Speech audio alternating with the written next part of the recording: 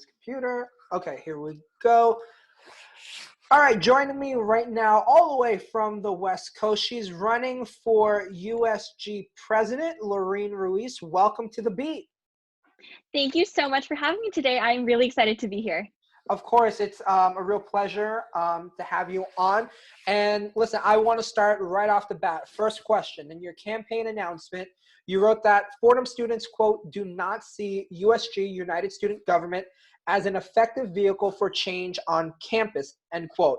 So what are your planned proposals, and how do you see these proposals as effective changes on campus? Okay, so your question cut out, but I remember it from earlier. So I will try to answer it to the best of my ability. Is that okay? Yes, yes. Okay, right. So there are a couple of things that I want to address in the Fordham community, and I think the root of all the issues is USG's administration. I think that people don't see USG as an effective vehicle for change because they don't trust us to actually enact any policy. They're not aware of what kinds of things we accomplish, and they don't exactly know what we're up to or what our roles are. So I want to change that by first instituting a 2 business day email policy to every initial email. It can be something as simple as we're working on it, or we'll bring it up at our next meeting, or I've already fixed whatever issue it is that you're having. I also want to make a Google Calendar for any events that we have on campus, and any meetings, and attach agendas to any newsletters we send out, so people know what kinds of things we're discussing. Because for all they know, we could be discussing nothing at the moment. People need to know what we're up to. The second thing I want to address is school spirit.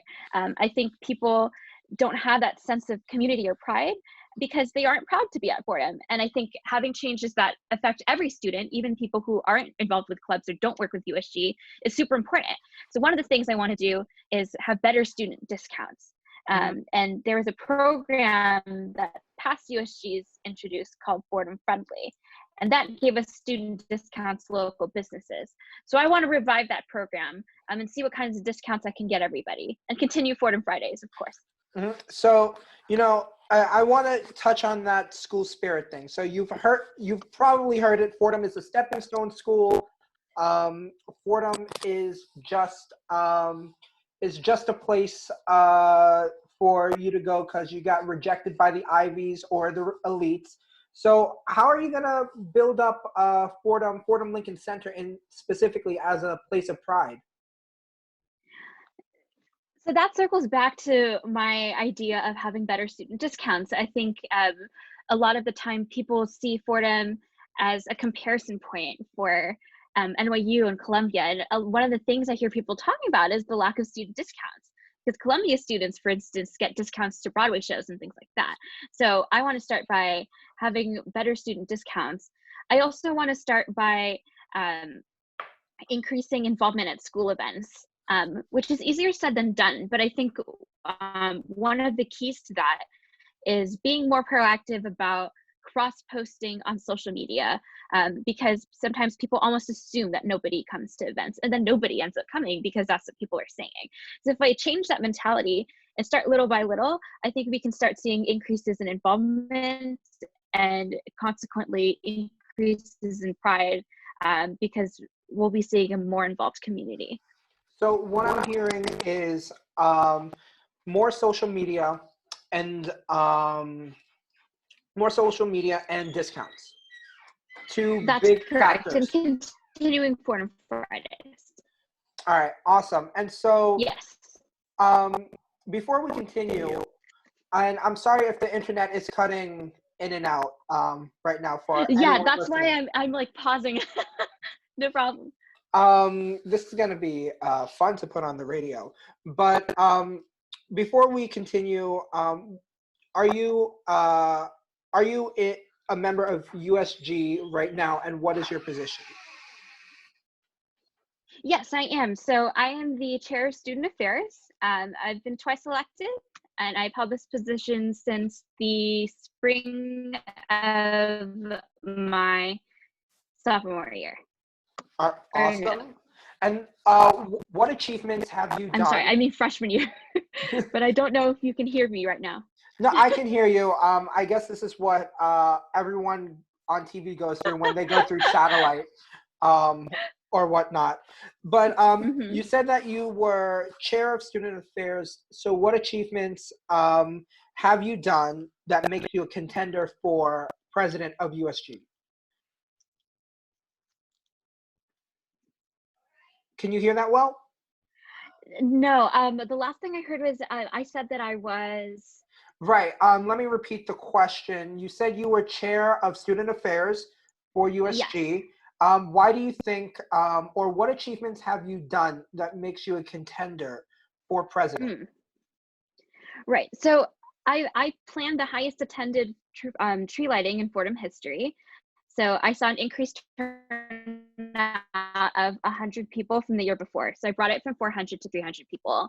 That event was also the highest nominated event at the 2019 Undies, which is an event I also planned. And in my capacity as student affairs chair, I've also participated on a panel called Candid Conversations, which discussed the intersections between race and mental health. And I think these achievements of mine display my diligence and commitment to organization and event planning. I think these things come very naturally to me. That was the first event I've ever planned, actually, for any sort of capacity. And I pulled it off. I was terrified as heck, but it ended up working out really well. And in our little internal awards for USG, I won Best Event Planner last year. So I hope to bring my organization and my planning skills to president, because I believe that we need a lot of administrative reform. And so these kinds of delegation skills, for instance, are going to suit me well in this higher office. Hmm. Um, and being president of USG, you will have to work with the Office for Student Involvement and the other parts of government, CSA, RHA. Um, what what type of expertise do you hold when it comes to working with the other branches of government and the Office for Student Involvement? So my ties to the Office for Student Involvement are very close. I've worked there for 3 years as a student worker, and I've developed very close relationships with the administrators. So Dr. Wenzel is my supervisor, as well as the USG advisor. Christina Frankovic, she is an associate director there. She helps support clubs. I work with her all the time. For instance, with regard to the other branches of government, and they're not people that I've worked with in a formal capacity, but they're people that I know well in a personal capacity.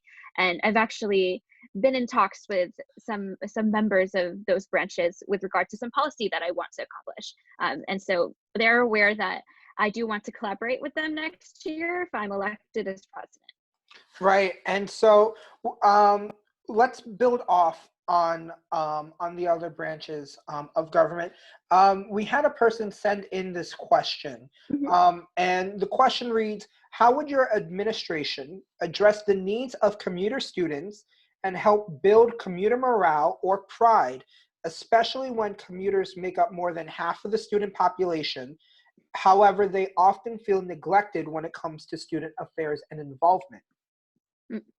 So commuter students have been very pleased to see that I've expanded my platform since the initial 10 tenets. Recently, I released 2 other things that I want to accomplish that are specifically targeted towards commuter students. And those 2 things are, first, looking into the possibility of a sleeping lounge, because we have many noble commuter students who stay very late during midterms, and late to the point where they have trouble getting home or it would be unsafe for them to do so. And the second thing is something that I've already started working on, which is introducing a later payment or an online textbook option for lower income commuter students, because some people are having trouble financing the textbooks that they need for class. Mhm. And let's hit more on that sleeping lounge Hmm. right there. Are you envisioning that place to be as the quote unquote commuter lounge, or is it just like designated for studying, and is that place in a commuter exclusive place? That's something that I'd want to talk to more commuter students to get a sense of. I think commuters definitely want a sense of space on campus that they can call their own, especially because they're not really able to easily get into lounges that are in the dorms. So I would have to speak to more commuter students to get a sense of what I want to call this place and what I want to define it as. But I think the first issue is also figuring out space. And identifying a place on campus where we can have it. But it's something I'm interested in looking into. I think in collaboration with CSA, we could accomplish a lot. I also have been hearing you talk about collaboration, knowing people well. So how will you be accessible to student or club leaders who need your assistance or guidance? So that circles back to my 2-day email policy. I think a lot of students are frustrated when they feel like they can't get in touch with USG because it takes them so long to get a response, or they don't hear anything at all. I think instituting that standard will increase communication between the common person and the clubs and the student government. And I think having that increased communication line will help people feel that we are more open to communicating with them and more accessible. Apart from that, I think just conducting my business with a smile and being friendly and approachable is going to be super important. And I've had a lot of people, club members, commuter students, just approach me to give me feedback on my campaign, and I'm trying to incorporate that as best as I can. All right, awesome. And so we're almost out of time right now, but I want to stress that, a lot of people would be listening to this interview right now, now in time for the election or later on, to look back. And so if you can answer in one word for me, if you win this election, how would you like your candidacy to be remembered, and how would you like your administration to be remembered? My word is competent. Why Can is I that? elaborate? Yes, please Why is elaborate. competent? Okay, because that's not a word that people associate with USG. People can't really name an initiative that we've worked on this past year. And I think if people are able to name one thing that I've done, or hopefully 10 things that I've accomplished, that will be an accomplishment for me in my administration, because it shows that I have set out to do something and successfully completed it, to the benefit of the entire Fordham community. All right, Lori, we're out of time right now. Is there anything, final words that you want to say to the audience? Sure. I think this election focused on the person with the policies who benefit you most. And shout out to all my commuter students. I'm the resident who is championing your commuter needs. And I'm super excited for the chance to have your vote this year. And I hope to see you at the polling booths on the 14th. Thank you. Loreen, thank you so much for coming onto the beat. I appreciate it so much. Good luck in this election. Thank you, Panya. Have a great evening, and thank you for having me.